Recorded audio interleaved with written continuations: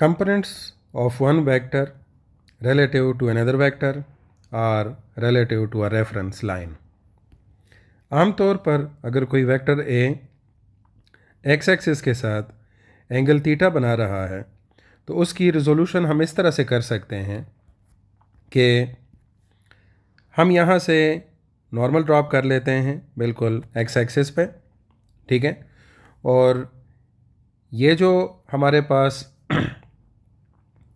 Component होता है ये कंपोनेंट हो जाता है ए का वो कंपोनेंट जो कि एक्स एक्सिस के ऊपर परपेंडिकुलर होगा, और दूसरा कंपोनेंट हमारे पास ये हो जाता है जो कि एक्स एक्सिस के पैरेलल होगा, और इसको हम आसान अल्फाज में ए पैरेलल कह दें।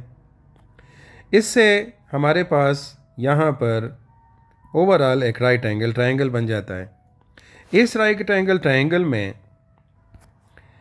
चूँकि ये वाली साइड जो है परपेंडिकुलर टू एंगल थीटा है और ये वाली साइड जो है ए ये परपेंडिकुलर टू एंगल 90 है, और ए पैरेलल वाली साइड जो है ये थीटा और 90 के एडजेसेंट है। सो इस तरह से ये जो साइड हो जाएगी ये परपेंडिकुलर हो जाएगा, ये बेस और ये हाइपोटेन्यूज।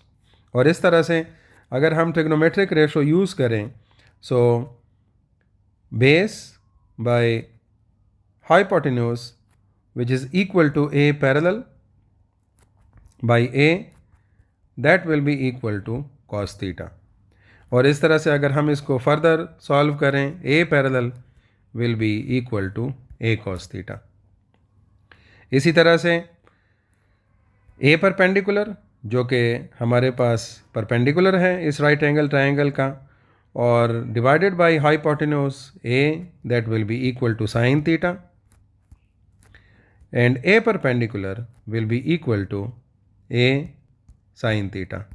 इस तरह से ये जो दो कंपोनेंट्स हमारे पास बनेंगे ए पैरेलल और ए परपेंडिकुलर, ये एक वो कंपोनेंट्स हो जाएंगे जो कि एक एक्स के परपेंडिकुलर है मतलब वाई के पैरेलल है और दूसरा एक्स के पैरेलल है।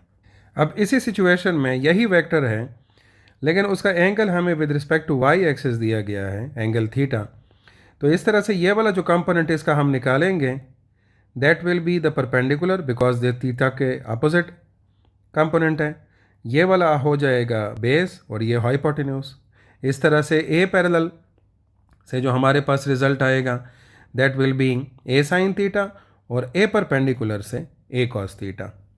तो आई होप सो यहाँ पर ये जो सिचुएशन है वो आपको क्लियर हो गई होगी। Thank you.